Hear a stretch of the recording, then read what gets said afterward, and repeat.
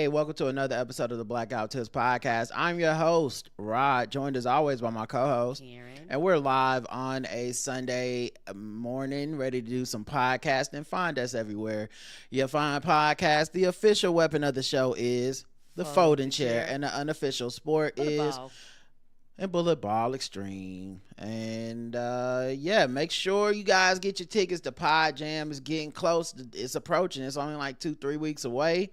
We're gonna be in Vegas. It's gonna be on a Friday, the second Friday of April, I believe.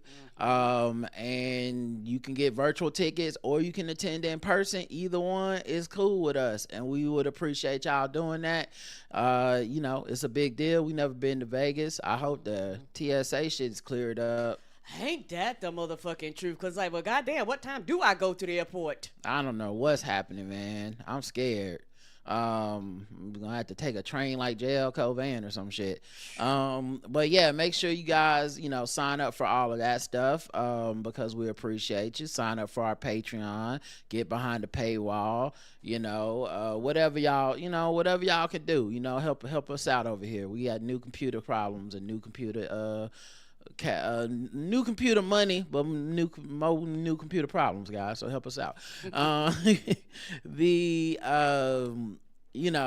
also, in addition to the Patreon, there's like stuff on our blackouttips.com/premium where I just did a bunch of movie reviews. So we got all kinds of stuff coming, guys, is what I'm saying. All right. Where should we start? Karen, did you have any banter? All right, let me pull up the banter song, and boom. Do you have any banter? Talk to me. Do you have any banter? Talk to me. Do you have any banter? Do you have any banter? I do.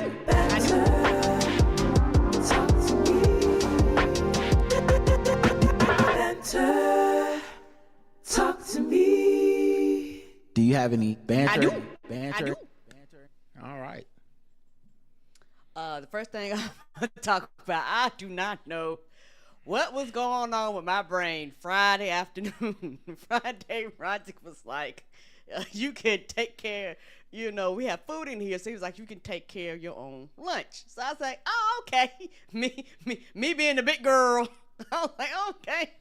I can take care of my own lunch today. So I called myself heating up a meatball sub. A leftover meatball sub. Yes. Yeah. And I about damn got the house on fire. I about set this bitch on fire. It was pure accident because the sandwich was really good. And I think I got them like yesterday or the day before. So I had forgotten that the sandwich was wrapped up in aluminum foil. But it was wrapped up in aluminum foil, but it was wrapped up in like regular like paper like around it. So I was like, oh, I want that sub. So I just basically forgot that it was in foil and picked it up and just threw it in the microwave. And the thing, I was sitting there in the microwave. Then I heard something go poof. And for those of y'all who have heard my story before about how I set a baby doll on fire by accident, it was that same sound as a kid. I was like, oh shit, something on fire. That motherfucker's like, poof. And the next thing I know, I see like a little small flame like go in the microwave. I'm like, oh shit. I'm about to knock all the goddamn power out and burn this bitch down. How did you burn the baby doll? When I was a little kids do dumb shit, because I was a little kid and I had like a baby doll. I don't know why. Something was just like, I want to put the baby doll in the microwave. And so I did, but I did not realize that the baby doll had like a sequin skirt that had like, it was silver, but the silver must have had some like metally material in it that I didn't know. So I stuck it in the microwave and it did that same thing. The motherfucker why were you microwaving the baby doll again? No reason, cause kid, just thinking I want to put it in the microwave. Yeah, just like it's no logical reasoning behind it. Other than I know you was an arsonist. I'm not. I'm not, and, and what was even funnier is I heard her say boof, and then I seen the flame, and the flame got a little bit bigger. Then it started smoking. I was like, oh shit! So I opened the door, and pulled it out. And what was wild? I don't know what kind of aluminum foil that is, but I did not burn my sandwich. So I wrapped that bitch up in a paper towel and ate my sandwich. That sandwich was not scarred. Now the aluminum foil was toast. Yeah, well, they say don't put aluminum foil or shiny metals or anything like that in microwave. They do. I didn't know it's because it would catch on fire.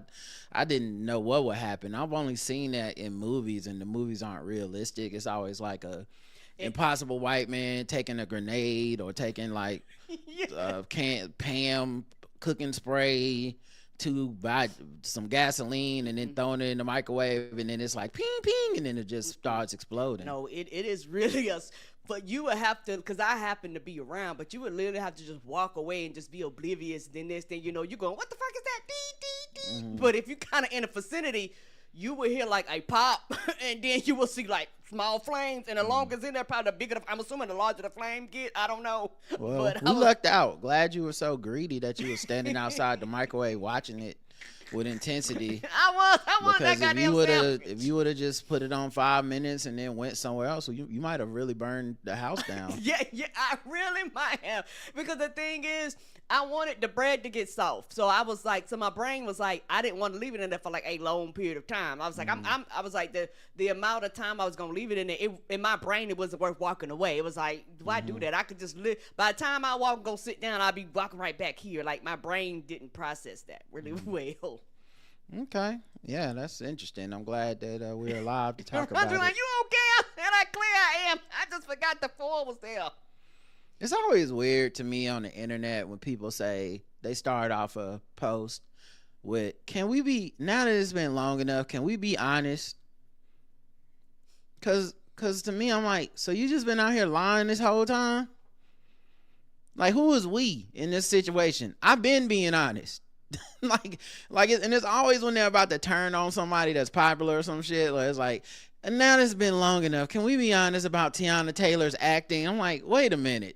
So you was lying for a year? You didn't actually think she deserved these awards, or that this movie she was good in the movie? Or if you don't like it, then just don't. Like, why were you being fake the first time? Yeah, that's literally nobody was asking you to be fake, and you don't get any credit for having a unpopular opinion when it's popular now. Now that it's been long enough. It's like Chuck Norris died the other day. Well, now that it's been long enough, can I say I never fucked with this guy? It's like, no, you could have been saying it. Nothing was going to happen to you to not fuck with this guy. So, if anything, now you don't get to pull the I was right, which y'all know I love I was right. But you can't be right if you had to wait. Like, if you held off on being right, then you wasn't right. Just say the shit early so you can get that moment. And stand behind it like I do. Yeah, you got a rat in your pocket, and now I know you're a weird liar that just lies when shit is when something is popular. You be like, I like it too.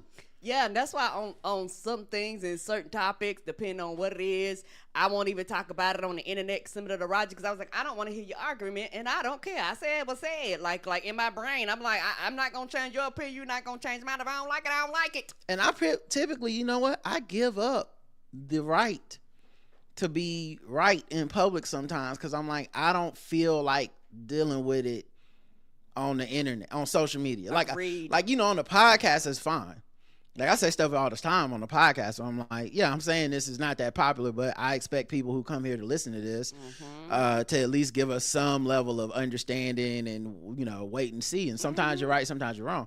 But, like, social media, I'm like, I don't need to discuss this with y'all strangers. So, like, right. Sometimes I really, like if I didn't think Tiana Taylor's acting was strong, I wouldn't be like, well, I'm not going to say anything on Twitter. And then when she loses the award, be like, actually, guys, I always thought she wasn't good. No, if I didn't say anything at the front part, there's no need to say nothing at the end. Yeah, me and you are the same. If I didn't say anything up front, I'm not saying anything after the fact. And a lot of times I think because they don't want to, quote unquote, deal with the embarrassment of being wrong or whatever it is. Like a lot of people still fall underneath that pressure. And I get it, but I don't know. I'm to the point where I'm like, hey, my opinion is my opinion, particularly online. In person is another thing. If we know each other, intimately, that's different. But online, there's so many people with so many various different opinions, and my brain is not designed to hear what the fuck everybody think, because at some point in time, I don't care. It's just, who the fuck is we? Right. People do this all the time. Hey, can we admit we're no longer listening to Kendrick Lamar's album as much as we thought? You got the playlist. You. It's not even radio anymore. It's just your Spotify. You stop hitting play on your Spotify because you, for whatever you don't want to admit you're a little bit weak-minded and you got caught up in peer pressure and you're still fielding public opinion on what's supposed to be your opinion. You still even bringing it up now is you being like it's like your focus group testing your fucking opinion. Just have a goddamn opinion. Right. Sometimes it's not gonna match with everybody. That's what makes the world beautiful. Ain't it though? It's a bunch of shit people love or don't love that other people don't fuck with, whatever. But it just feels like you're a weird phony to me.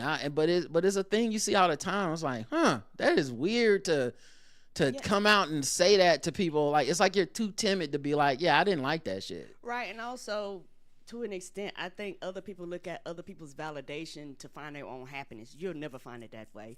Because, like, if you're out here seeking for other people's opinions and seeking to form an opinion based off of what the crowd says, you will never find the thing that actually brings you individually joy. You got anything else?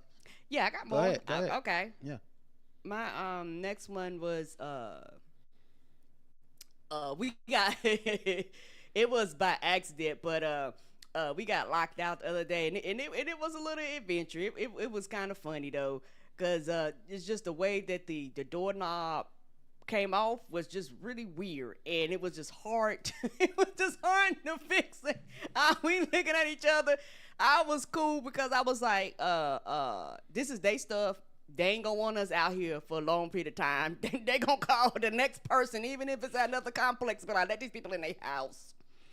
Yeah, I went to go, like, there's a latch on the door handle for our front door, and when I went to go pull down on it, it literally just broke off in my hand. It like snapped, like a clean snap. A real clean one. And I couldn't wedge anything in there. Like it was stuck in a way where you couldn't get any leverage. Like I couldn't, like a screwdriver or something. We had to call the maintenance people, and it was like late at night. But some of them live in the complex and they on call. So like the dude came out and got us in the apartment and like jimmied the lock with.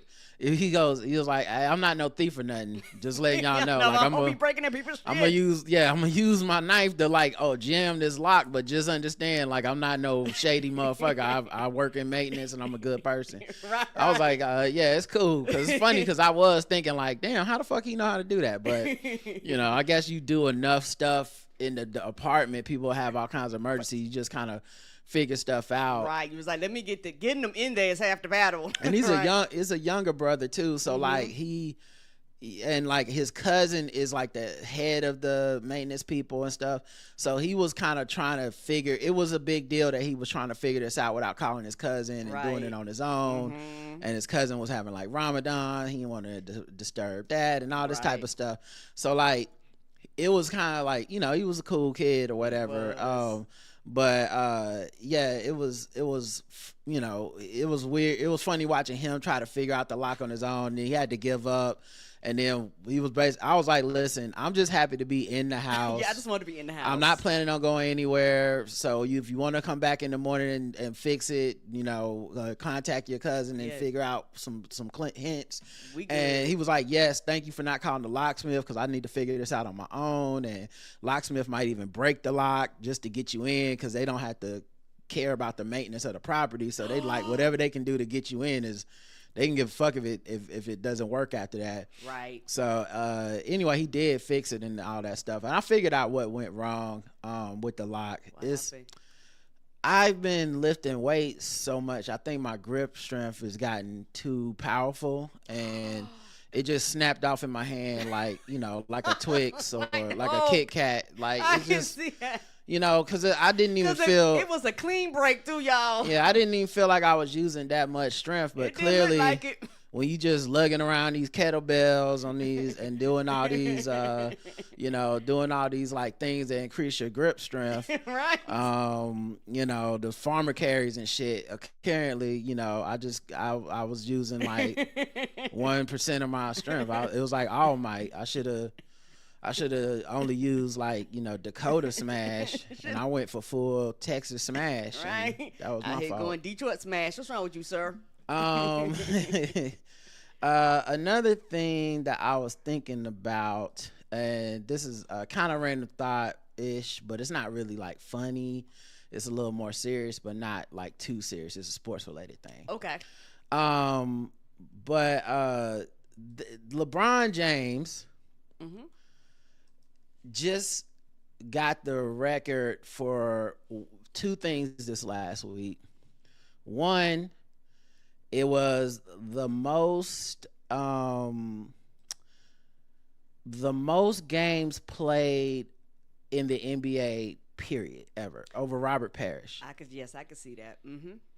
So that was one thing, and I thought, wow, that's because an amazing achievement. Yeah, particularly when he was younger. You know, as he got older, he kind of missed more games, but that goes along with age. But when he was younger, he didn't have any major injury like that would take him out for an extensive period of time, probably throughout his career. He has things, took him out here and there, but nothing where you're out for a year or 6 months or whatever it may be. So, when you have somebody like that in his body, he spends billions of dollars in the upkeep of his body, to keep it to where it's in like the tip top shape. So it's like I could see you, and as long as you've been playing, you've played the bulk of the games and through most of your career. The other record he broke, most field goals made ever, over Kareem this year. Last week. But I want to kind of talk about something more general. So they been on a winning streak lately. Their team is finally healthy. Okay. And I know y'all that don't like sports, this shit is glazing your eyes over. I don't care. But cuz it's not really about sports. But they won a game on the last second against Orlando Magic. Okay. Shout out to Orlando and Miami losing games, the Hornets winning games. Yes. We might. I'm just saying. Might sneak a couple spots up from 10. Anyway, let's go. When you look at this picture here, this is after the Luke Cornett, this guy they traded for, who was a kid on LeBron James's AAU team. Meaning, not when LeBron James was a kid. I mean, when LeBron James was a grown-ass man, he also sponsored the AAU team. Wow. Luke Cornett was one of the kids that played for his AAU team. And Luke Cornett hit the game-winning 3 last night. That's awesome. And you see the team like gathered around and they're celebrating Luke Cornett, who just hit. It looked like the meme of that "You Alright, White Boy" animation. Yes. But you see that smile on LeBron's face. Because it's about winning. Okay, that smile is what I want to talk about. So for those of y'all that aren't into sports and especially into the NBA, y'all don't know this. But and why would you? Because it's actually a weird way to think unless you're completely in sports, like to a conspiratorial level. Right. But there's a lot of theories around LeBron James and why Romy said he didn't hate on Magic City Night. That's a different white boy. But there's a lot of theories on like why is LeBron still playing? He's 41. He's not gonna win a championship this year. How can this even still be fun for him? He's got so much money. What's he gonna do next? Why does he just retire? Why does he try to own a team? Why does he do business ventures and investments as if he's not doing some of these things already? Right. Why doesn't he just go away? My man Bomani Jones always refers to him as like the old man in the club. And in that analogy, the club is, the NBA, and he's too old. He should just go home and let it be for the younger, cool crowd. The problem I have with that analogy is that it's not the club. The NBA is not the club. No, it's not. And when you're his status, I don't even think the NBA is for young people. The NBA is for who the fuck can play. And as long as you can play and you want to play, then you have the ability to be up in there. And they're, of course, selling tickets. Of course, they're winning.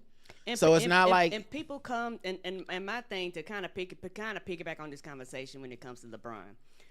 I feel like this, and it really irritates me. And it's not always black people, but for some reason, it's certain groups of people or certain athletes. They always want them to go somewhere and take their ass and sit down and do it with Venus. Mm-hmm. You know, it's like, you too. It's like, if you're not winning, quote unquote, what's your purpose? And it's like, no, I am somebody that loves this sport. And also, I think a lot of it is like our uncomfortableness with anything less than winning or being on top, right? And the way I view life, not even just sports, the humbling part of it is the part that's important too. It's just as important as the peak. Mm-hmm. The slope is as important to the peak. The journey up is as important to the peak. Yes. Some people only just see a peak, and it's like whatever happened at the top, that's the only thing that matters, and your life basically should end that day. Right. Like you should go somewhere and die. That doesn't make sense. For me, I think there's a Occam's razor point that I'm looking at when I see that smile on his face, and I say, I think it's the simplest answer. Now, look, I don't have sources. I'm not in his camp. I don't know. Right. I don't know anything about his agents and his companies and shit. And I'm sure there's plenty of people that have reasons to either know those things or manufacture those things. Let's not be like, he came up also in an era where there was 20 years of GOAT debate, which poisoned the well for anyone appreciating greatness. Mm-hmm. It's just become, if it wasn't as great as the last, so it hasn't really, so we didn't really get to enjoy his peak. We debated his peak. Yes. And then the other part of it is, it manufactured so much content off of making him a Machiavellian figure, someone to be hated. I had a friend who, I think we had a real schism in our friendship. I didn't think it would be a big deal, but I think they really, really, really just want him to be like a bad Machiavellian, scheming, conniving, narcissistic, backhanded asshole. And he could be. I don't know this nigga, so he could be.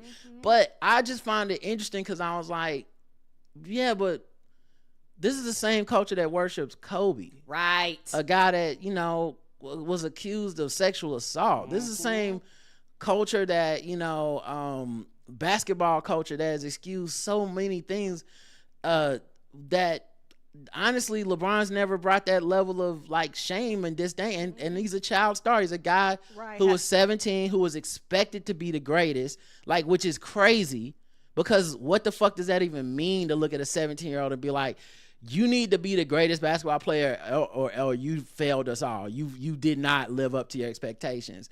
And he didn't just live up to those expectations. He exceeded them in many areas, meaning the fact that you can even make a case that he's the greatest, to me is like, well, yeah, he overachieved. Michael Jordan, who people think is the greatest, did not come into the NBA with people thinking he would be the greatest. No, he did not. No matter how good you thought he would be, none of you thought. And so the point being, even Michael Jordan got to exist in a freedom that was different. And I'm only bringing up Michael Jordan as a point of comparison, not to get into the GOAT debate, but to talk about love and joy. Mike kind of didn't seem to love and enjoy the game after a while. No, and I think part of that is he doesn't seem to really enjoy being famous. Like, that level of fame is crazy, and it probably fucking is very debilitating to his life. Everyone sees him as a brand and a hero and a GOAT and all that, and like, he can't just be Michael Jeffrey Jordan, the kid that grew up in North Carolina and loves NASCAR. Right. And like, he seems more free at a NASCAR event than he ever felt as the owner of the Charlotte Hornets or the Bobcats. All jokes aside, that smile of him holding that trophy, I was like, not trying to find out, like, oh, this is where you need to be. You didn't need to ever own the Hornets. You needed to be doing Thank you for saying that. That smile he had when his racer won a NASCAR race, I think 2 in a row even. That smile that he had, that's the smile I saw on LeBron's face because they won a basketball game. He's 40 fucking 1 years old. He's seen everything in the NBA. Everything. But nobody has stopped to consider what I think is the simplest explanation. What if he just loves to play basketball? What if it's not just a job for him? What if all the stuff we've been saying about, like, and maybe it's a change of heart. Maybe he did start off and he was like, I'm going to be a mogul and I'm going to be that. And he could want to be those things. But like recently they asked him about, did he want to own an NBA team in Las Vegas when he retires? And he said, no, absolutely not. He's not interested. And some people, of course, are going to take it like that's a bad look. But I'm like, what if he just like, I actually thought about it, that won't make me happy. Me and Karen don't have kids. We thought about it. That's not what we think would make us happy. And other people looking outside will be like, y'all make great parents. Y'all should do this. And I'm so happy having my kids. Well, that's your fucking life. What if LeBron James' life is like, I like basketball. I like playing it. Every 40-something-year-old man that goes to a YMCA or pickup basketball court, why are they playing basketball? They've seen everything. They've done everything. Paying to be there. The YMCA ain't paying them. They know all the people there. Why do they do it? Because they love to do it. They just love the game. They love giving to the game. If it's their effort, their time, they love what they get out of it. Yes. Mentally, camaraderie-wise, whatever. Like, the discipline that it requires to continue to play it, stuff like that. Right. Some of these people just love it. And what I saw on his face, and look, I know I could be just completely projecting. I said that many times, and though maybe everybody's right. That's like, no, it's a scheme. He's a horrible person. But I just saw like unbridled joy. I did too. On a fucking Saturday in March in 2026. What the fuck else was he going to be doing? And I'm not saying you can't find joy other places, but why not you can find joy in being a father and joy in still playing basketball. And it doesn't hurt that you get more money than anything to do something like that at the age you're at that nobody else wants to pay you that money to do. Right. Like, I'm not saying there's no other motivations, but like, to me, the simplest explanation is, what if he just has joy and he's decided that this thing that you're no longer in awe of, it still strikes awe in him. Him watching this, it was not Luke Cornett. I cannot remember what this guy's name is, but him watching the dude on his team hit that shot that was on his AAU's team is still striking awe and joy and something in him that you don't have to get. You're a fan. You don't got to get it out of there. No, you can go watch every other team and pretend that you're not interested in this journey and that you don't care and it's not, but you're obviously in denial because everyone else is finding this interesting. And it doesn't mean we all have to be interested together, but it definitely means that there is something happening here that many, many, many people are finding relatable. And going out on your shield, which may be how he goes out, going out, quote unquote, sad, that's his right. That's his freedom. And not everyone finds that to be a debilitating thing. There's a beauty and a joy to the cycle of life. And sports gives us that every day.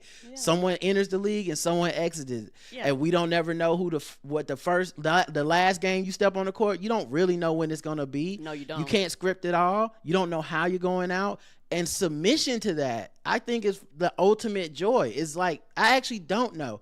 I could tear my knee ligaments tomorrow and I'll never play basketball again. And I'll be so fucking glad that I did it the way I did it, that I went to my knee, said no. I don't want to just be cool and y'all see me everywhere. I want to leave the court and not think tomorrow, man, I should have stayed. That's kind of what it can be for certain people. With this podcast, I don't have an exit strategy. I want to do this as long as I can do it and as long as we're good at it, period. I'm not thinking like, and then I'm going to have 7 TV shows, then I'm going to retire, then I'm going to have a new host. Sometimes people just get joy out of what they get joy out of. They love what they love. And I think there's a lesson in watching 41-year-old LeBron James, one of the greatest basketball players of all time, have unbridled joy and enthusiasm in Orlando on a Saturday because his teammate hit a wide open 3, and that and he doesn't know the ending. He does, where next year he's gonna retire. This is gonna be the last year. He's gonna tell everybody he's gonna have a tour. I actually don't know that he knows that. Like, we're assuming he knows and isn't telling us because that's where the content is. He might not fucking know. He might is he gonna do a documentary? Maybe, or maybe he's just gonna be like, yeah, that's it. You know what I mean? Nobody knows. Yeah, and it's several things here. I think you've heard athletes talk about this, like across the sport. A lot of them would have played longer than they did if their bodies would have held up, actually. Right. That's what people fail to realize. Like, a lot of players, people that you is like, yeah, they retired, blah, blah, blah, blah, blah. But, it might be other things and not family, like just their physical body just tore down where they was like, I can't do this anymore. Yeah, ask Grant Hill. If he looks at LeBron James like, God damn. Also, and like, to make it a sports thing for a second, stamina and longevity is part of it. Yes, it is. It doesn't have to be we all place different values on the equation of what we respect and what personally is our favorite. But to be honest, endurance is part of it. When they go to the playoffs every year, we're like, the best of the best are the ones that make it through that gauntlet, because we've seen motherfuckers that we love, bodies just give the fuck out. Yeah, it do. Anthony Edwards every year is like, woo! Child, y'all be playing to June? He be like, how, Sway? Every year. I love Anthony Edwards. Me but too. Like, that shit is no joke. Wemby is about to go to the playoffs for the first time in his career. And like to see what he made of. I think they should be a favorite, but also that shit is no joke. We might every other day, that ain't no joke. Right. We might get to the playoffs and be like, actually, man, he got a ways to go. Luka made it to the finals 2 years ago, and it wasn't until the fucking finals that his body was like, yeah, dog, I don't got it. Maybe it was too much hookah and beer, but I don't got it. Like, they just running around me, and ain't shit I can do about it no more. And he, up until that point, we was like MVP, finals MVP, favorite. This motherfucker right here is the one. So all that to say, we watching a 41-year-old like submit to the game and submit to his limitations while also fighting and struggling against him. The struggle is what's beautiful. It's not some people think the trophies and the championships and the height is the only part of the journey that's truly beautiful. But it's the descent that is also beautiful in life as well. So that's what that made me think about. And also, if you're somebody that, like, I'm just assuming, like LeBron, that loves basketball, and you're aging, you also want to root and encourage the next generation. Like, literally, like, not trying funny, it comes to a point where, regardless if you want to be it or not, you can be like, I am not your, don't look up to me. But for a lot, role model. Yeah, role model. But for a lot of them, they're like, hey. Well, he's a steward of the game that we just don't. I just don't think people understand and respect it enough because they think it's like some given because he's made it look so easy. Yes. But he's been a true ambassador of the NBA in a way that we really have not seen since Jordan. I would even say not even Kobe, because Kobe's he was an honorary guy, yes, but also he had a huge fucking rape scandal in the middle of his career. That is not some, like, you can't be the ambassador of the game and have that on your resume for a while. Like, he had to basically disappear from social life and come back as a retired man before people was like, okay. And then the way he passed, I think people now like, well, you don't bring it up because that's almost disrespectful. But the point I'm trying to make is how fucking difficult it is. Yes. How lucky the NBA got to get a guy like this that likes the NBA and basketball as much as he likes, just as much as like he enjoys it. Not just I'm good at. He's as good at it as he is as he enjoys it. And that is a very few and far between thing. Even Michael Jordan seemed to not enjoy basketball as much as he was good. Like, he was so good at it, right? The idea of being good and also an ambassador and enjoyer of the game, a lot of times Mike's like, man, I kind of want to be a recluse. I kind of want to do some other. I don't want this shit on me all the time. And LeBron, to his credit, has kind of navigated this in a very public setting, in one of the most hostile environments, right? Racism, social media, the TMZ of it all. He's somehow navigated this and made it look easy, as if anyone else could stand up to this scrutiny. most of these dudes got 7 baby mamas and can't be the face of the NBA because once you start promoting them to their house and you know their business, people like, so-and-so got a baby, he's 23 and she's 38. Well, now we can't fucking say anything about this guy because then people gonna look into his business. Like, he's just been able to do it so easily. But I think a big part of it is that he seems to enjoy it. And it's weird that our conspiratorial nature has lost the most obvious fucking thing in the room. It's like as if it doesn't need to be stated. He's gone so far in his career. It's the only thing that needs to be stated. You see what I'm saying? Like, you could go, well, it's also this, it's also that. No, he's gone so far with the game. The only thing left for me at 41 is he really must just love this shit. Yes, he really must just love it. And it's also, one of those things when, for me personally, I enjoy watching history in the making. I was blessed to watch Michael Jordan, like live. I was blessed to watch Kobe alive. I was blessed to watch LeBron live. It's just me, because it's basketball and everybody like to debate the GOAT and all that bullshit. LeBron will never, in some people's mind, will never get the respect he deserves until he retires. Then people would, because the thing, but people federalize about LeBron will have records that will be out there that people were going to be breaking 10, 20, 30 years from now. If they break them. Right. That's crazy. if they break them.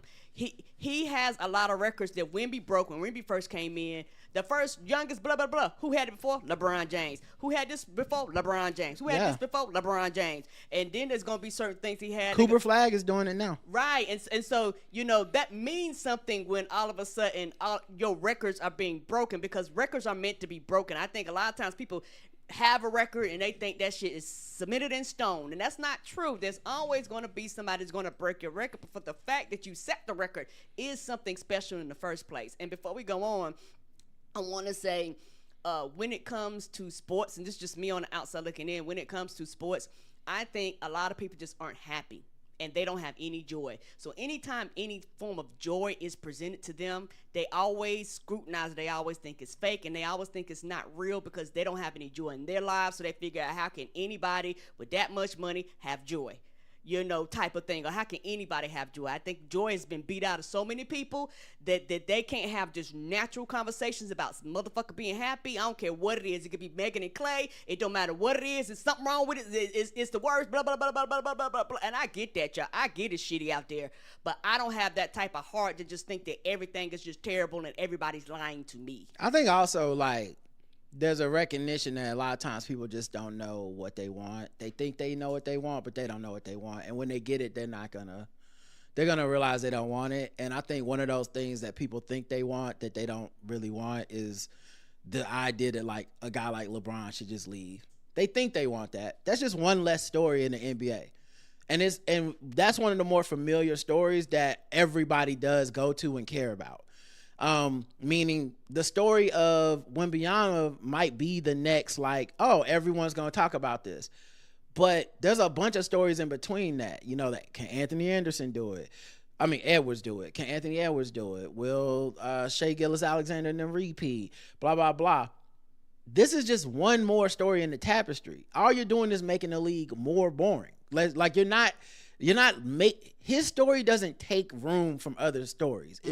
And I think that's what I like about him still playing is the lesson we're learning is yes, even the greatest, if you agree that he's the greatest, or you just think he was the greatest of this era, whatever, even the greatest is just part of the tapestry of basketball. Yes, they're not a story that absorbs all the oxygen and like a fire that knocks everything else out. Yeah, it's a longevity, and this is a piece of the entire story.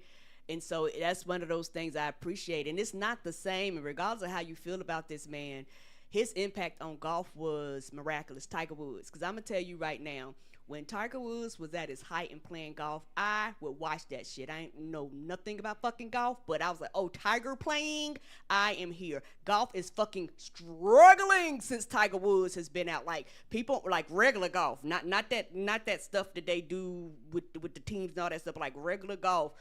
their ratings have been down the drain because people are like, Tiger Woods is not there to fuck. Now, I don't think it's going to be like that for the NBA, but there are going to be a certain percentage of people that they are casual fans, but they know who LeBron James is, even if they don't know nobody else. It'll be less interesting without him, but the idea that he needs to like move on is an external projection that people put onto him is what I'm saying. Agreed. And even the idea that he would need to stay is external projection. I'm not advocating for anything. I'm saying it seemed like we have the legitimate answer that is not nefarious in any way.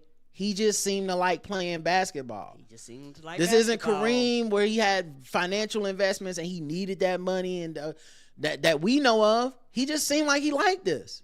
He's not, and even Kareem felt a little miserable, a little bit of a malcontent. This just seemed like a dude that's like, yeah, I love it here, and that's just weird that that's not an answer that is acceptable to so many people. But for a lot of people, it's not. All right, we'll stop here and get into some other stuff, and we'll save some more of these thoughts for later. Let's see what we want to do. Let's keep it light. Let's do some black folks business. This thing right here that you're about to witness is not for everyone. It's black folks business. This is black folks business. Don't worry about me. I'm grown. This is black folks business. Mind your own. This is black folks business. Don't worry about me. I'm grown. Psycho. Music. All right, black folk business. A complete history of the 50 Cent and T.I. beef. Okay, I don't know that white people know or care about this that much, but I feel like black people, we definitely have been talking about this for weeks. You know they don't. I haven't brought it up on the show much. And I barely care. I'm not even gonna lie. You barely and care? I am a Negro, but Okay. I like to know the mess. You know how you like to know the mess, but you don't want to actually take the time to read the mess. You just know it's mess happening. Well, that's what we're here for. So 50 Cent, very controversial guy, always getting into it with random people, just a big bully on the internet. Doesn't even really seem to have to be provoked. He just like wakes up one day and starts Ain't calling never like people you a ugly, target. talking shit about their mamas, Just whatever. out the blue, you catch a strays. So apparently, him and T.I. going back and forth. It seemed like there was some innocuous comments set off that set off the affair. Though both MCs certainly have more powerful beefs than other rappers. Apparently have a genuine disdain for each other. The battle was escalated to include wives, children, and even a deceased mother. So it initially started on the $1 Million Worth of Game podcast where T.I. was on there, and he suggested that they should do a versus battle between him and 50. And he claimed on the pod that 50 went back on the plan. They were supposed to do it, but 50 said nah.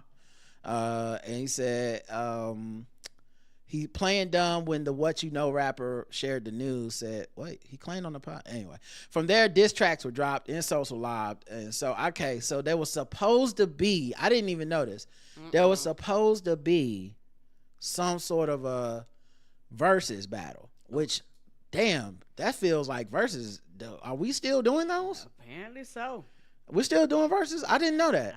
I knew they had the verses during the pandemic, and I knew that eventually they had kind of sold it to some streaming company. Right. Then after that, it kind of went down. Yeah, I didn't even talk know about it as much. Yeah. So maybe he's saying this was a thing they were gonna do and it didn't happen. Yeah. But I didn't know if this is even possible anymore. They still might be doing verses. It's just not as big as it used to be. 50 called T.I. a snitch in 2007 because he got arrested on federal gun charges. But he made a deal with the feds by March. He served only a year in prison. And 50 said, what's today's mathematics? Still ain't adding up. Get knocked with 10 machine guns, only get 12 months. Ooh, don't talk to me. So saying he's a snitch. And then in November 26, 2011, 50 talked shit about Tiny. 6 months after being released from prison, T.I. got jammed up again when he and his wife Tiny were caught with pills that resembled ecstasy and weed. This led to him being sentenced to another 11 months in jail.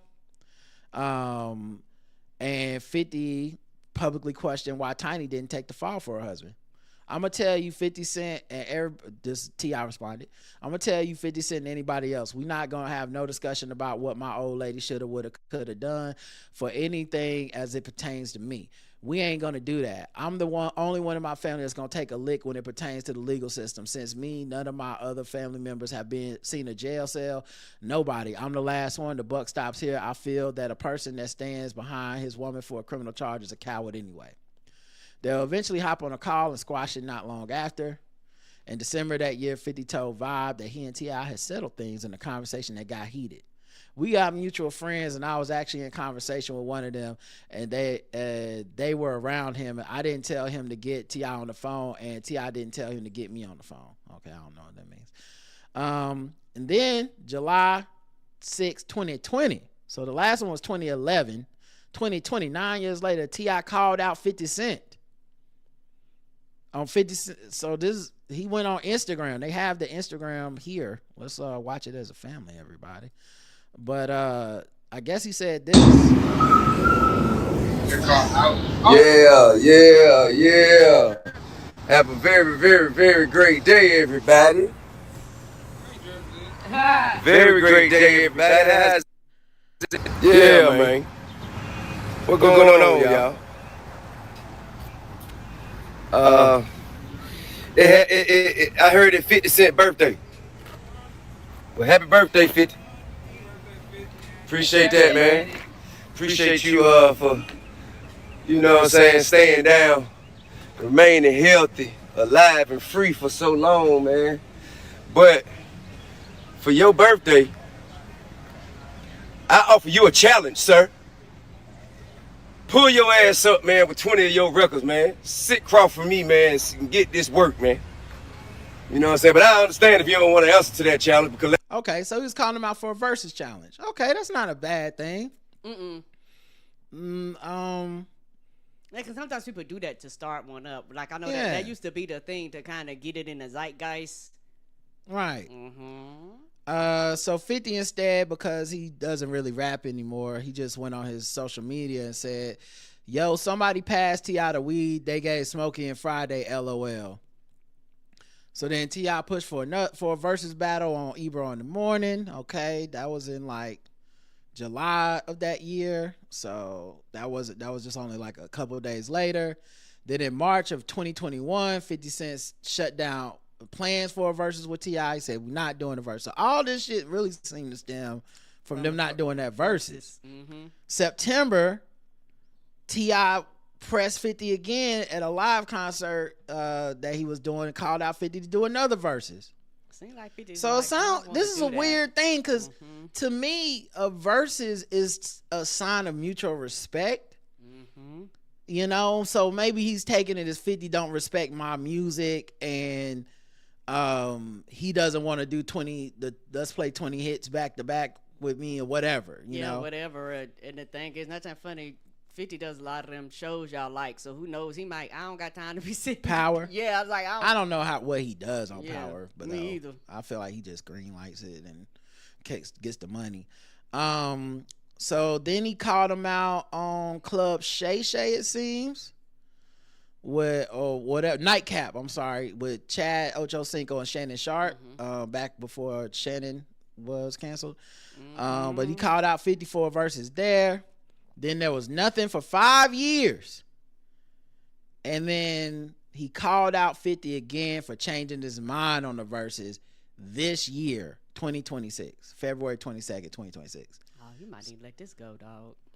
Right? Like, hearing it in this timeline is like, I can see how he was on 50's nerves. Like, I'm not saying, and we know 50's a huge troll. So it's like, he's not the kind of guy that's gonna just... He ain't gonna let that go. Yes. Even if you're playfully calling him out, he gonna take it to a million. He not a...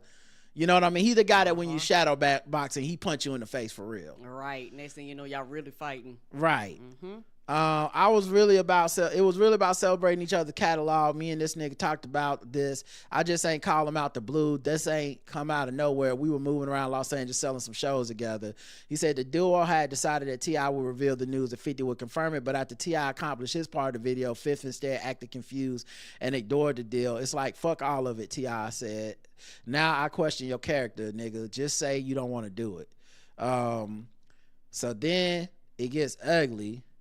In February 23rd, the next day, 50 I guess posted on 2 photos on his Instagram account. The first is a rather unflattering photo of Tiny Harris, T.I.'s wife, alongside the caption, "Keep my name out your mouth." In the second post, he compared T.I.'s song King Harris to Pepe the Frog, which is that meme, the racist frog meme. Oh, with that ugly ass frog? Yeah, yes. the 4chan frog. Now, he did delete this post eventually.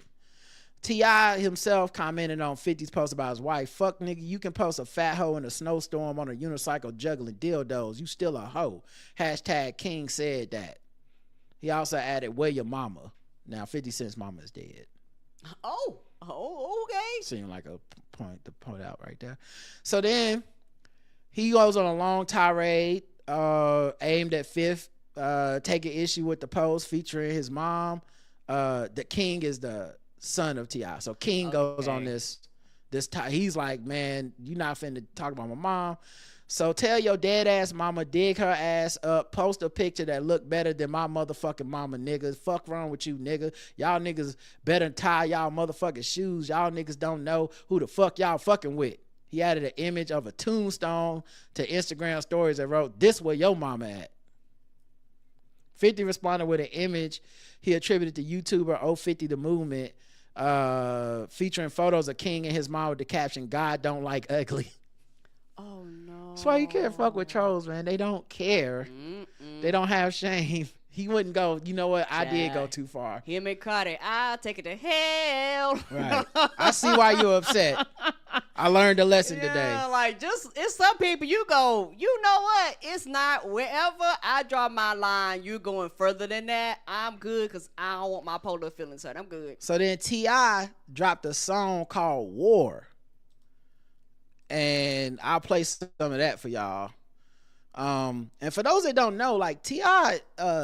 Is still rapping, meaning he's got new music out. And you know, T.I. for those of us of a certain age, this is your year to think better with a We don't why can't I care. mute this? It's your year to think better. Why can't y'all just remarkable paper tablet. Why can't you just roll in the back? There you go. So for those of y'all that don't that's of a certain age, T.I. still rap the way that we like to hear rap. You know, of a certain age, yes. Diction, trying to rhyme, not mumbling, not high as fuck.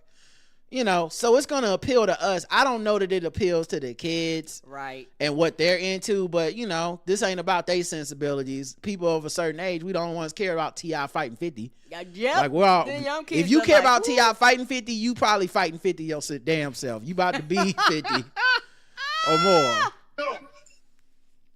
You didn't have to love for me while I was just a loving child. Why couldn't they just let me be, let me be, let me be, let me be? All closed eyes ain't sleeping, and all Libra scales ain't even. The bear hibernate don't poke. When you see the giant sleeping, shouldn't have woke. I don't know how many times I told her, but please hop about my shoulder. Because you can't impress me with a big bread, boy. The strongest for the longest I've been there, boy. Top 3 in my city, know I'm in there. And I ain't number 3, what you getting there? I know that we ain't trying to pretend that the king won't get a sledgehammer for an insect. Listen now, built this throne, boy, wouldn't exist. Got a concrete crowd, boy, this shit don't even fit you. Big dog talking little shit zoo. Come on, now you say you outdid who? Better settle down. Know the dog, pull your head down. Did a diss record, better hit it now. I turn your head around. On that cap, nigga, better get a gown. The only place your head is in the ground. Put it on my soul. Before I ever had a record sold too. No, I used to get it up the stove. A nigga been goes. Been pulling up in foreign cars with the first fucking R&B star. Oh, you niggas want war. That beat go hard. I mean, he know our sensibilities. That's the kind of shit that appeals to us. Yeah, it does. I be like, I like that beat, nigga. Yeah. So he basically said you fucked with the right one. Cause then he dropped a track called Right One. Why don't kill, apparently. Yeah, like it's such a Southern saying, you know, it's like you fucking with the wrong one or you fucking with the right one. Just know I ain't the one. Yeah, exactly. Either one means I ain't the one. Yeah. Either phrase. So run if you hear either one of them phrases. I know it don't make sense to y'all. Right. Let me see if I can pull this one up for y'all too, because this one was the one I heard first, and this is the one I found the most impressive.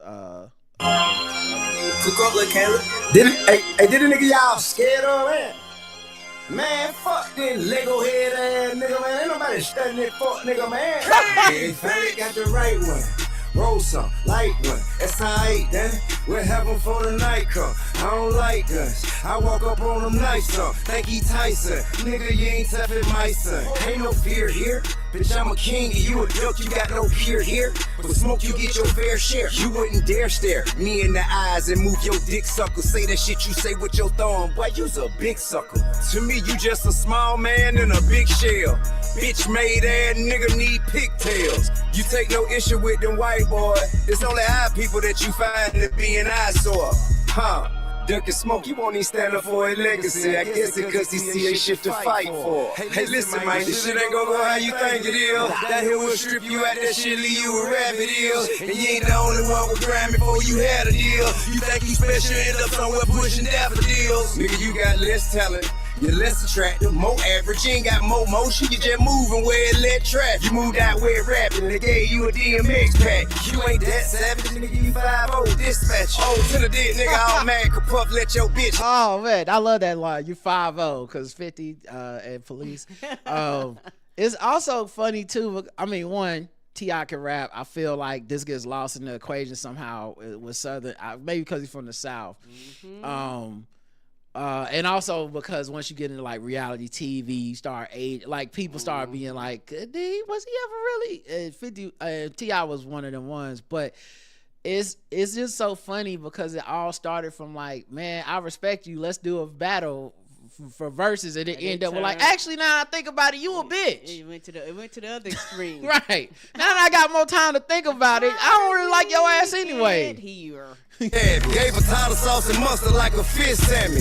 And goddamn it, if this nigga want drama, I'm not landing. Once it's up, I'm not landing. Truth is outlandish. You're not that nigga and you're not that rich. Trying to stun on everybody with them white folks. Finally got the right one. Roll some, light one. That's how I eat, then. We're having for the night come. I think it's also interesting questioning 50's blackness. Not that I think it's above reproach, because 50 fucks with like MAGA and Trump and all this shit. And I've always wondered, why does 50 get to exist in this space that, you know, it's almost like, I think he gets less pushback than like Snoop. I agree. You know what I mean? I don't know if it's just because he's never tried to be a good person that everybody's like, well, what can you say? He knows he's horrible. Right. And so that's one of them things where people just let him cook. Like, they don't need, because they was like, what's the point? He ain't going to listen. It ain't going to matter. And because he trolls so crazy, people go, I don't want to be a target. Yeah. And can I just say also, I love that T.I. raps with that thick ass accent. I just love it, man. Like being from down here, I just love that he's you know, that he's just talking like that. That's so Southern. I don't like guns. I walk up on them nice, son. Think he Tyson. Nigga, you ain't tough as my son. Ain't no fear here.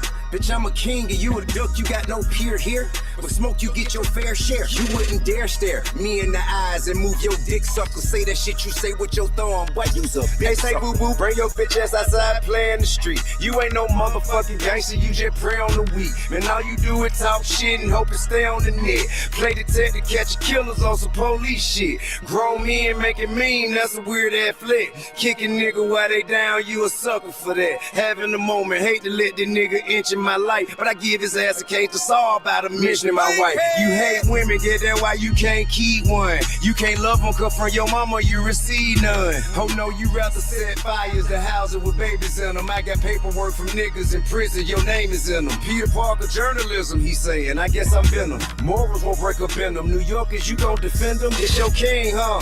He been a victim from... Oh my God. First of all, he got the receipts. But I love how he was basically like, he took it even bigger. I love the nerd reference of, you talking about you Peter Parker with the journalism, because he did the like Diddy doc, and now he's saying, I'm going to do a documentary on T.I. if T.I. is basically like, then I'm Venom. I love that. That's just a nerd thing. But the thing where he made it bigger by being like, really, New Yorkers, this y'all king is such a southern asshole. The way of going about like, and now that I'm dissing him, y'all fuck with this dude. Y'all was this. Who's claiming? Whose man's is this? Is basically what he said. Oh, he's trying to isolate him from all of New York City. The get-go. Murder Inc. pumped his ass full of bullet holes. Cam did him like a hoe on the radio. Took losses from Rick Ross and Fat Joe. Jada spanked that baby thinking it's sweet. Kanye stood up to him, made it first week of defeat. It always happened too much. Everything he's saying is facts. There's other beefs 50 has gotten into. 50, that's the thing about 50. The only beef we ever really could give him that he won was Ja Rule. And a lot of that was just like people seem to be tired of Ja Rule because 50's immediately started making Ja Rule type music. Yeah, he did that. Yeah, that sing song. Yeah, like he was like, oh, this nigga be singing in songs, and then the next time you heard this single, it was "Girl." Yes, It's easy to love you now. Yes, like that's a Ja Rule song. Mm-hmm. You just rapping on it. that So, love for me. but I Yeah. think also what helps 50 and a lot of this stuff is that he's always portrayed himself and said openly, "I'm just a hustler." Mm-hmm. I'm not really trying to I be ain't the trying to greatest rapper. hide I'm just a from it. hustler, and so maybe that's why people don't hold him to those standards. No, they do not, because he doesn't have them. Beyonce mama came into the chat. Uh-oh, what happened? She threw her hat in the ring when she reposted a photo of Tiny. 50 responded by uploading a picture of Tina and writing, "I'm not gonna do it, but shit is getting weird. Little fucked up albino kids, grandmother's getting involved. What the fuck, LOL." He followed up with a separate post featuring a gif of Solange taking off her earrings, the universal signal that hands are about to be thrown. Just memes. Just lots of memes. And I guess did T.I. posted on Twitter a picture of 50 Cent from back when he had done this, I forget the movie, but he did a movie where he lost a lot of weight as part of the script for the movie. It was about him being sick and dying. And he posted with the caption, "MSG to the dildo dealer. I don't make memes, I make music. I don't give a fuck what you erase. You keep posting equal its problems. Hashtag what bully," and a duck emoji. This must be a link to the song. Cop, deuce it, tuck tail. Flee your fight. Another song? Goddamn, how many songs this nigga make? He had the time. He must got a studio in his house. He was like, go to the other. Let me just go to the studio As long as he been room. rapping, it would not be I'm surprising. still. I if feel he like just went downstairs. him and Tiny was in the kitchen, and he was going in. And then guess what else he did? And you know what else they said? And he was like, "While I'm at it, let me just go to the studio room. I'll be right back, baby." Right. Sucker nigga. This. She like, "You make another song?" We don't like. Wanna bully everybody who don't want no problem. The niggas come bully you and you don't want no problem. This nigga supposed to be a bully. I can't tell. Them wolf tickets you scrapping down show ain't sell. You dominate me, I can't see. Why you's a hoe ain't even much a man in my ain't team. Bitch, I'm on pressure, need no mercy, help the pair. Talking about he danger, too sick in the head to care. So, make them cop deuces call on truces, they don't want it. Take off my mask, I eat the face of my opponent. Call shots in person, we too rich to telephone it. But I remember you loaded Matt La homie. Turn special agent, informant, detective. Increasing payment, making antics more effective. I got the power to devour your little rep and you sour. Lil' boo-boo, you know you always been a cow. Okay, that's 50 getting some. I mean, that's T.I. getting some. Then Domani, who's T.I.'s son, he put a song out. So now the kid's getting involved. Okay. I thought the kid was involved at first. Say that again? Wasn't it the kid that popped it off at first? No. I mean, no. But I'm going through the timeline. T.I. popped it out. Oh, I'm sorry. You mean, no, it was 50 that popped it out first. He posted the mama, and the kid was the one that went on Instagram Live. Yeah, in response. King, that was King, not Domani. Oh, this is a different child. This is a different kid. Okay. Yeah. I was like, This was T.I. talking about other kid? son. Yeah. It's called "I'm Sorry, Miss Jackson." And for the record, King put out a song too. He must have put it out after this, or they didn't list it. Cause King put out a song, but it was cool, but it wasn't. It didn't have much substance to it. Right.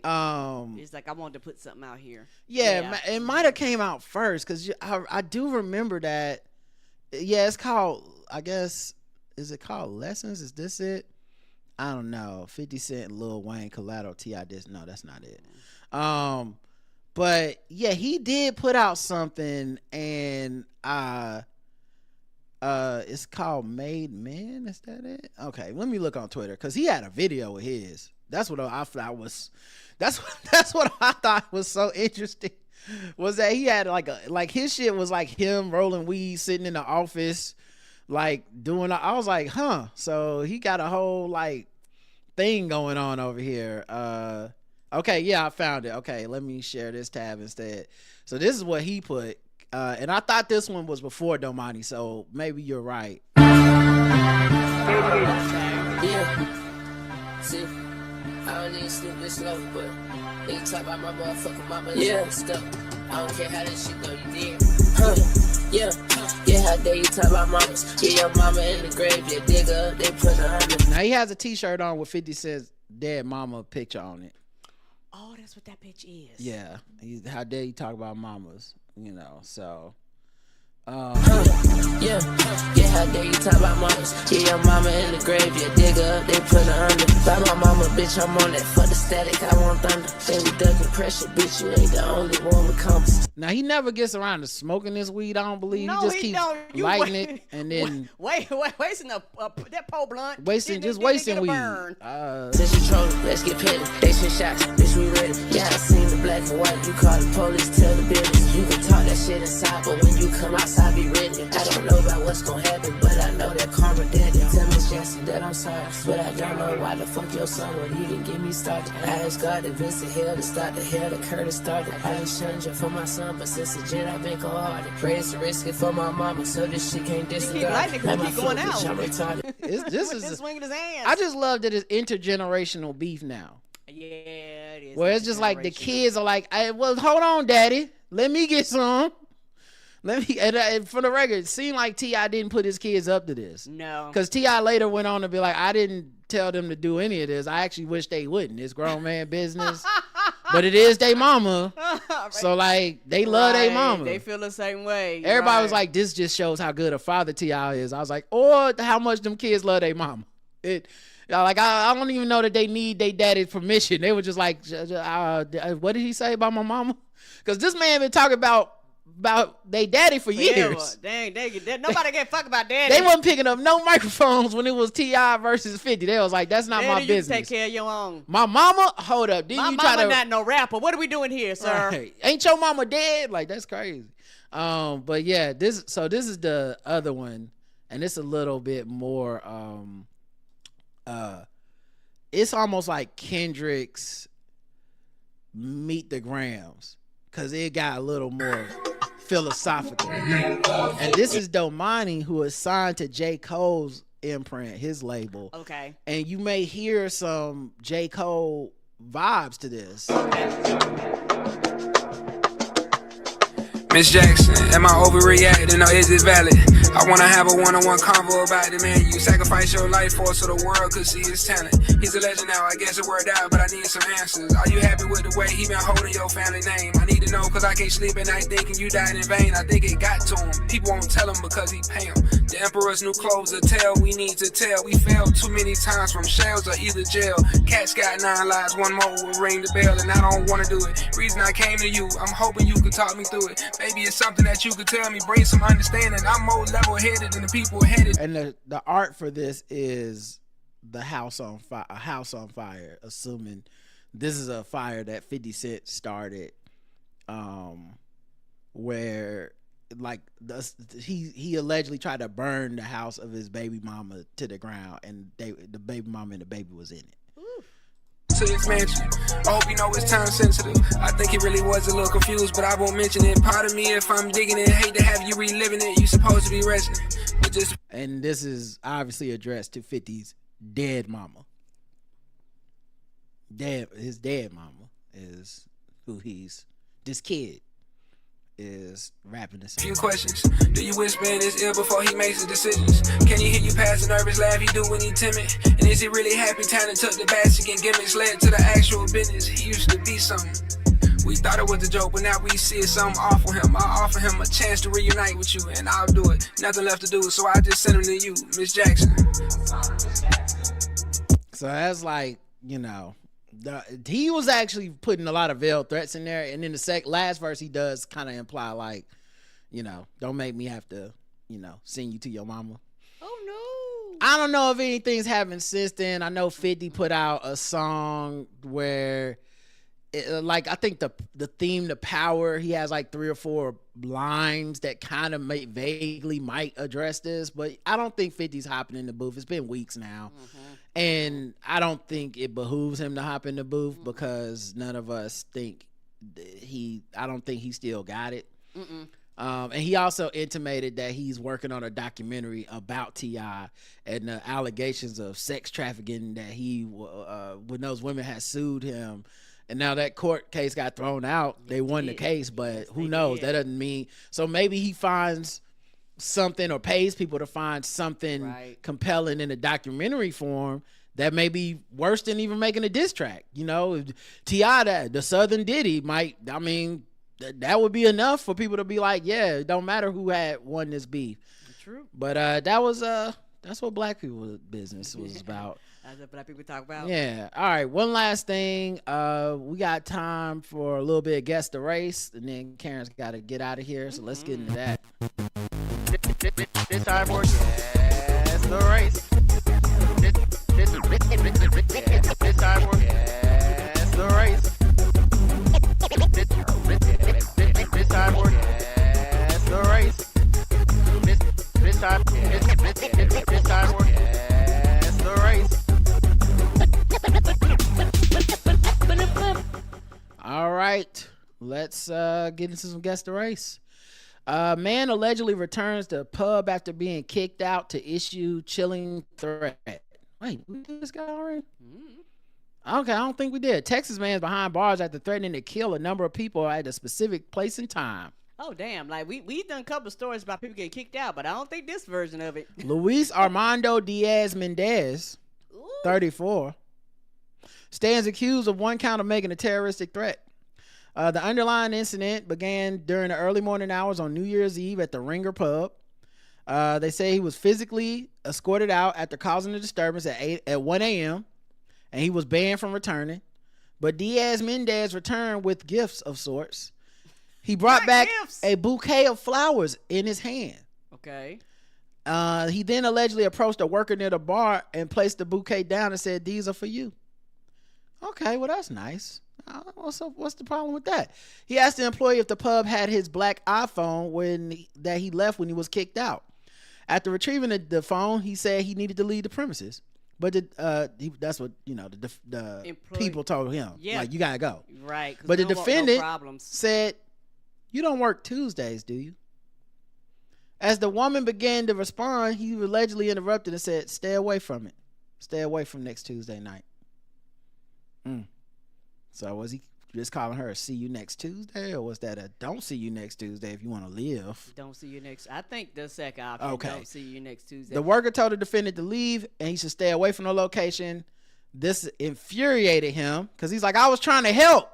The woman said he picked up the bouquet, flung it back down onto the bar, and then said, "These are flowers for the people about to get murdered." He allegedly said as the pedals shook and he finally left the club.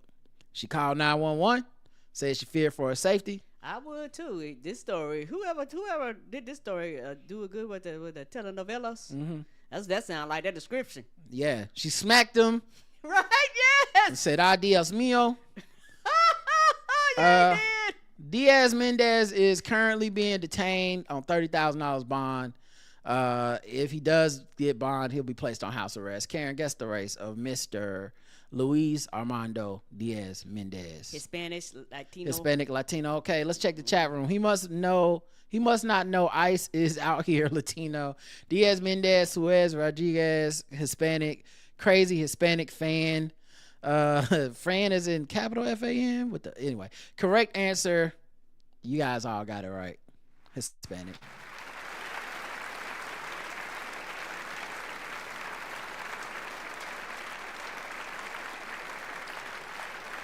That's also like some Breaking Bad level menacing to bring flowers and be like, these are the flowers for those who are about to die. Like, okay, Gus Fring. Like, Right. I hope you didn't think I was gonna not call the police. Ain't that the truth? I don't You want told me. anyone to die. Also, I know he felt betrayed because it's like, I'm doing you the favor. You the hot one. I'm saying don't be here, not do be here.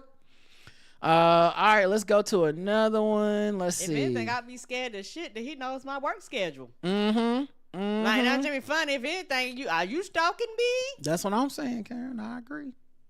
Mom staged a kidnapping of a disabled daughter to stop her from talking to strangers.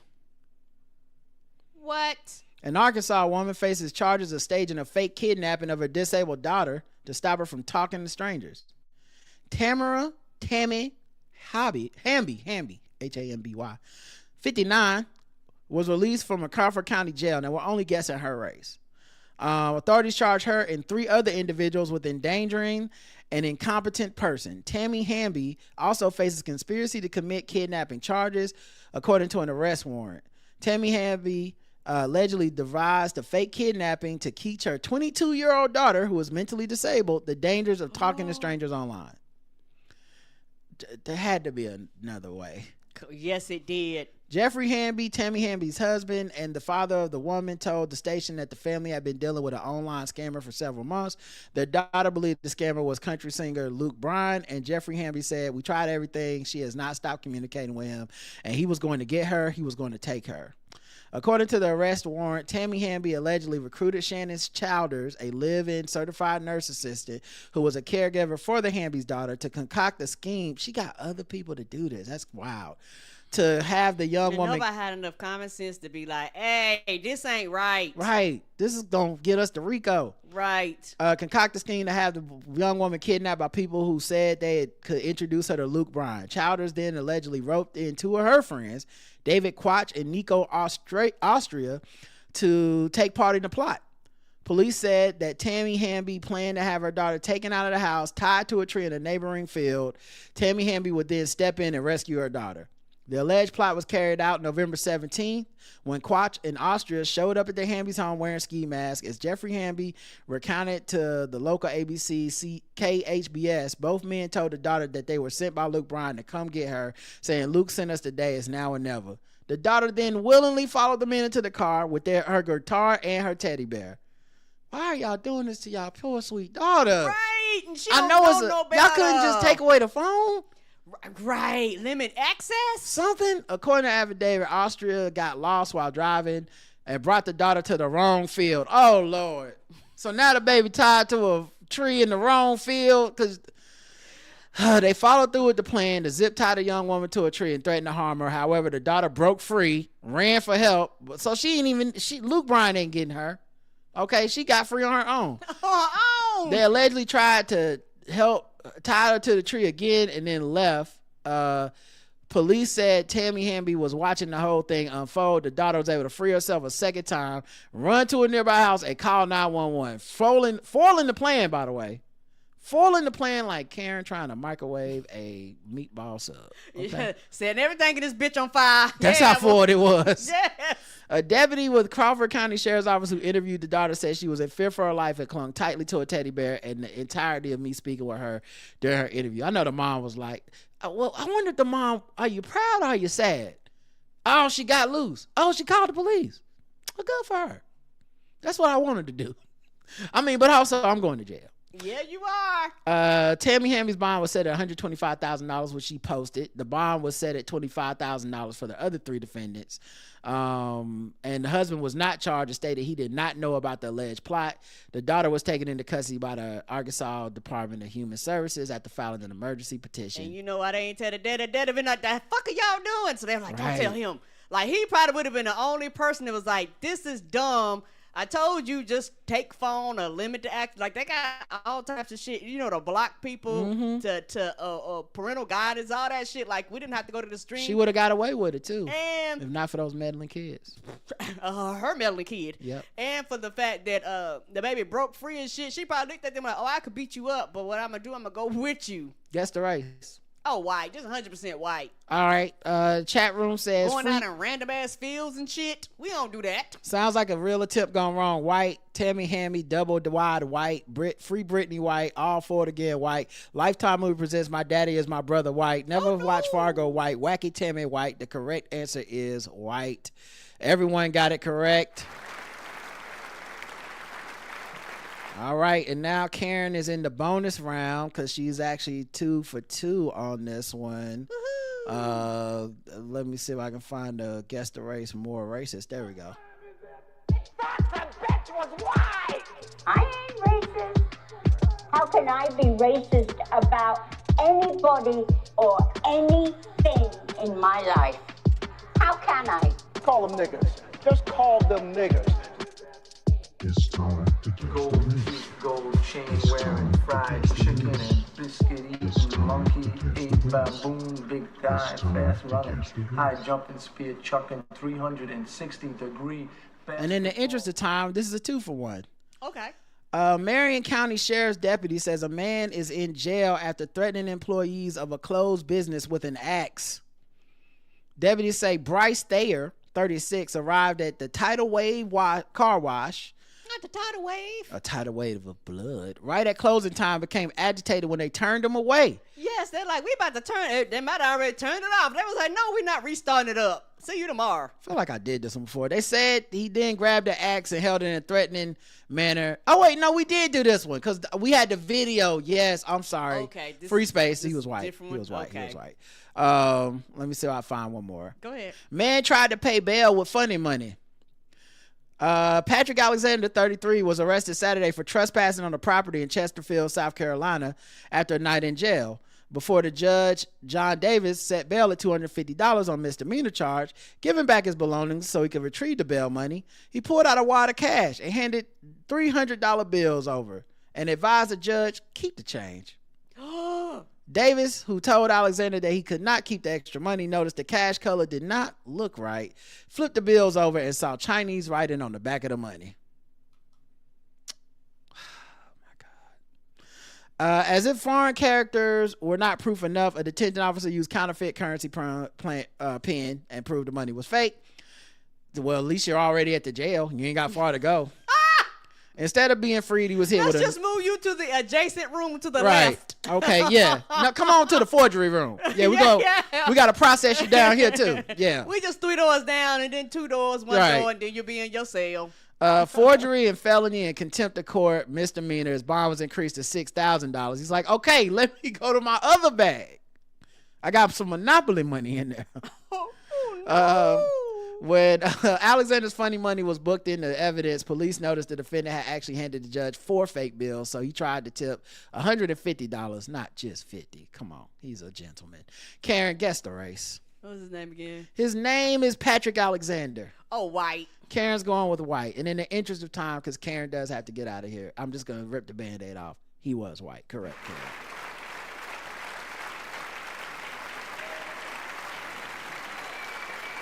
And that's his picture. And also in the interest of time.